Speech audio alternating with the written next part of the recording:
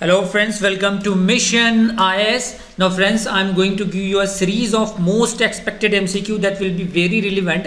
अब बहुत ज़्यादा जिसके आने के चांसेस हैं आपके 27 जून 2021 के प्रिलिमिनरी में। ये हमारे 360 पैक के क्वेश्चन हैं जिसमें इसमें आपको 10 क्वेश्चन देने जा रहा हूँ, right. So the first question under the constitution. अच्छा ये बता दूँ स्टार्ट करने से पहले, this is the series list of 10 most expected question. अगर आपने फर्स्ट लिस्ट, सेकंड और थर्ड लिस्ट नहीं देखी है तो इस वीडियो के अंत होते ही देख सकते हो। Under the constitution a person shall be disqualified for being elected as a member of parliament if he holds any office of profit. Under the constitution पूछा, रिप्रेजेंटेशन ऑफ पीपल्स एक्ट, इसलिए कोई keyword पे ध्यान रखो। Representation of people act नहीं लिखा हुआ है, 1951 कॉन्स्टिट्यूशन लिखा हुआ है। He holds any office of profit. Second, he is found guilty of a certain election offence. Third, he fails to lodge an account of his election expenses within the stipulated times. Fourth, he is an undischarged insolvent. So its right answer is 1 and 4. He holds any office of profit, and fourth, he is an undischarged insolvent. Right. Next question. आप explanation यहाँ से देख सकते हो। If he must not have been convicted for any offence resulting in imprisonment for 2 or more years, 2 साल से ज़्यादा तक का वो जेल में बनो तो भी वो डिस्क्वालीफाई होगा। He must not have been found guilty of certain election offence or corrupt practices in the elections. Okay.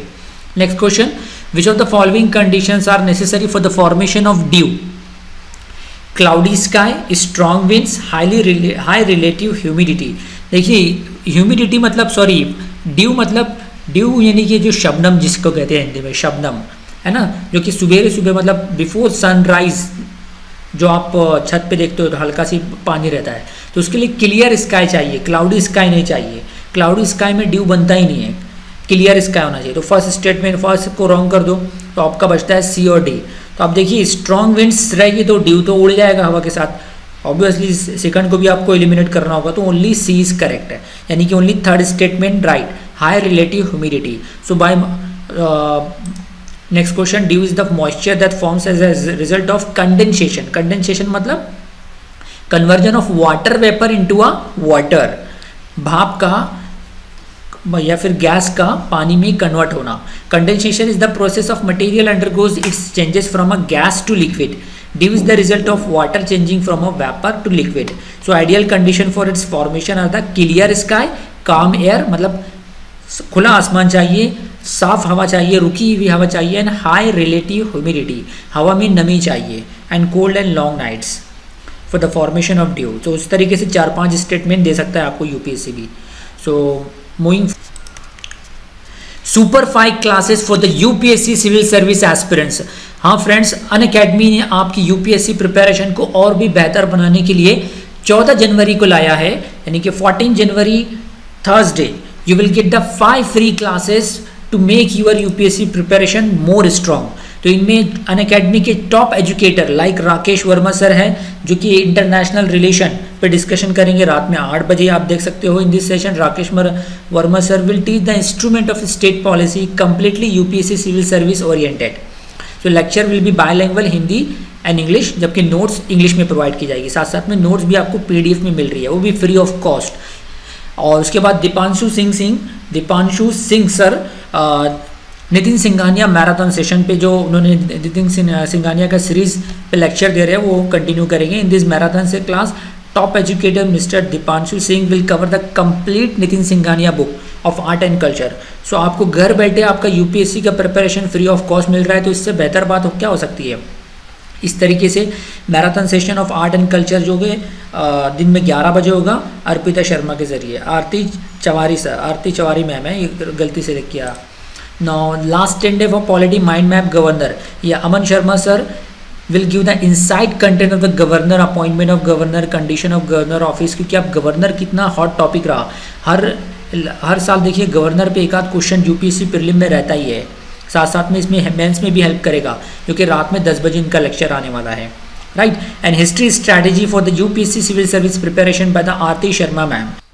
Complete your preparation for UPSC CSE with the Unacademy. So unlock free classes with our code. So आपको इस जैसे मैंने बताया इस 5 classes में enrol होने के लिए क्या करना हुआ है, वो भी फ्री ऑफ कॉस्ट। डिस्क्रिप्शन में एक लिंक दी हुई है। पहले तो सबसे पहले तो आपको क्या करना है कि अनअकैडमी लर्निंग ऐप डाउनलोड करना है। उसके बाद अपने मोबाइल नंबर और ईमेल द्वारा साइन अप करना है। फिर अपना यूपीएससी सीएससी गोल सेलेक्ट करना है और फिर डिस्क्रिप्शन में जो लिंक दी हुई है ना, उस लिंक पे क्लिक करते ही आपको कोड मांगेगा। तो ये कोड डालना है MIYT10। तो आप ये कोड डालते ही इन सारी फ्री क्लासेस में सब्सक्राइब कर लोगे। Next question with reference to the DNA damage, consider the following. DNA damage is also called mutation, absolutely wrong. DNA damage results in physical abnormalities in the DNA. CRISPR technology can be used to repair damaged DNA. Yes, second and third statement is right. So the answer is C. You can read here. So friends, DNA damage result in the outcome of any physical appearance like cancer वगैरह का जो disease है वो DNA damage से ही होता है। इसके अलावा म्यूटेशन और DNA डैमेज दो अलग चीज़ है। Damage result in a physical abnormalities in DNA such as the single and double strand breaks and DNA damage can be recognize by enzymes, है ना। सो DNA डैमेज म्यूटेशन से नहीं होता है, बल्कि म्यूटेशन एक अलग चीज़ है। And CRISPR technology is use to repair the damage DNA। Like the Indian institute of technology Hyderabad researchers have unravel the working of protein that repairs the damaged DNA in human. One such repair mechanism involves activation of a special class of protein called DNA repair protein. The next question, consider the following statement. Indian rupee is a completely convertible on the current as well as capital account. अगर आपने एक Indian economic की book है, अगर आपने वो क्योंकि Anand Sharma sir की है सर, अगर आपने पढ़ी होगी तो आपको पता होगा कि उसमें लिखा हुआ है कि at present Indian economy is completely convertible on a current account not a capital account. So completely word indicate कर रहा है, इट माइट बी रॉन्ग। तो करंट अकाउंट पे तो कम्प्लीटली कन्वर्टिबल है लेकिन कैपिटल अकाउंट पे नहीं है, तो फर्स्ट स्टेटमेंट हो गया wrong. Second, full convertibility on the capital account can increase volatility in the exchange market, ये बिल्कुल ही सही है। So option B is correct, you can write it. जो मैंने एक्सप्लेन करके दिया वही यहाँ पे लिखा हुआ है। Next question, with reference to the index of 8 core industries consider the following statement. Index of 8 core industries is very hot topic related to economics. These industries comprises more than half of the weight of the items included in the index of industrial production. Second, it is a production volume index released every 3 months. Next, electricity generation carries the highest wait among the core industries. देखिए electricity नहीं है बल्कि कोल है, तो statement third को wrong करो आप। उसके बाद this industry comprises more than half of the weight of the includes that index of industry body, ये भी रॉन्ग है बिकॉज यहाँ पे क्वेश्चन लिखा है comprises more than half of the weight of the items included in IIP। More than half नहीं है, 40% something है, तो यहाँ पे 50% से ज़्यादा लिखा हुआ है। फर्स्ट स्टेटमेंट भी रॉन्ग हो गया, थर्ड भी रॉन्ग हो गया, तो ऑब्वियसली ओनली सेकंड बच रहा है। लेकिन ये भी रॉन्ग है, it is a production volume index release every 3 months. Every 3 month पे नहीं होता है ये, बल्कि it is release monthly, right. You can read here the index is compiled and release monthly by office of economic adviser by department of promotion of industrial and trade DPIIT ministry of commerce and industry government of India.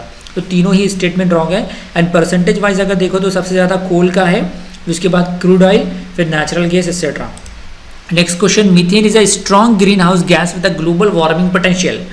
So which of the following are the sources of methane emission. Paddy rice fields है, second live stock production system है, and soil with a high concentration of the methanotrophic bacteria. तो तीनों ही statement right है, answer is D. Methane release होता है इन तीनों कारण से। So methane is CH4 is the second most important green house gas. Methane is a more potent in, ये सेकंड मोस्ट अबंडेंट गैस है ग्रीन हाउस गैस में, लेकिन जो उसका पोटेंट है, जो मतलब जो विश्व को गर्म करता है कार्बन डाइऑक्साइड से ज़्यादा, more potent in the carbon dioxide because the radiative forcing produce per molecule is greater. However the CH4 मतलब methane exist in far lower concentration than the CO2 in the atmosphere. यानी कि methane कम concentration में है carbon dioxide के, लेकिन उसका potent ज़्यादा है, जहरीली ज़्यादा है, right. So next question, consider the following Indian states Haryana, Madhya Pradesh, Rajasthan, Chhattisgarh. Which of the states given above are a part of the Ganga river basin. We are living in India, we are giving the exam of the government of India, so we must know our country. So Ganga river के basin कौन कौन से country है, कौन कौन से states of India है। Total 11 राज्य से गंगा का बेसिन कवर होता है, उनमें ये चारों स्टेट आएगी, Haryana, MP and Rajasthan, Chhattisgarh. So answer is D 11 states, total 11 states आते हैं। State that are part of the Ganga river basin आते हैं Himachal Pradesh, Uttarakhand, Delhi, Haryana, Rajasthan, Madhya Pradesh, Chhattisgarh, Uttar Pradesh, Bihar, Jharkhand, west Bengal. Almost 50% of the Indian states we can say, या फिर 40% या फिर पूरा whole north Indian states except Jammu and Kashmir and north Indian states को छोड़कर सारे स्टेट्स कवर होते हैं। According to the constitution the population is use as a factor in which of the following, fund distribution formula adopted by the finance commission, ये नहीं है, इसमें नहीं आता है। Composition of the house of the people, composition for the legislative assemblies, reservation seat for the schedule caste. You can pause the video and give the answer in your comments. So the its answer is 2, 3 and 4 except 1. So answer is B. The population figure is also used for the devaluation of taxes by finance commission, right? So population is used as a factor, funds distribution के लिए नहीं बल्कि devolution of taxes के लिए होता है, right? तो इस तरीके से UPSC आपको चकमा दे सकता है। Next question very important, the last question of this series. Consider the following statement: in centrally sponsored scheme a certain percentage of the funding is borne by the states. Okay, the central sector schemes are 100% funded by the union government. ये दोनों ही statement right है, right. Centrally sponsored scheme is certain percentage, यानी centrally sponsored मतलब जैसे कोई योजना है government की, उसमें 50% सेंट्रल गवर्नमेंट का हिस्सा होगा तो 50% स्टेट का होगा, या 75% सेंट्रल गवर्नमेंट का होगा तो 25% स्टेट गवर्नमेंट का होगा। जनरली 75 + 25 जो रहता है वो पहाड़ी स्टेट के लिए होता है, जो कि गरीब स्टेट है। महाराष्ट्र और गुजरात सर स्टेट के लिए 50-50% पैटर्न रहता है। And central sector schemes are 100% funded by the union government. So 1 and 2 is the right answer, and the third is the central sector schemes are implemented by the central government, not state government, and centrally sponsored schemes are implemented by the central government लिखा है, ये भी wrong है। It is centrally sponsored schemes are implemented by the state government. So 3 and 4 reverse हो गया है, तो 3 and 4 statement wrong है। So answer is A. So I hope IAS aspirants you enjoy this video, और I hope कि 1 से 2 question आपके prelim में आए। Right, best of luck for your upcoming exam, and don't forget to like this video, और इस video को ज़्यादा से ज़्यादा शेयर करो ताकि more and more IAS aspirants will be benefited. Thank you.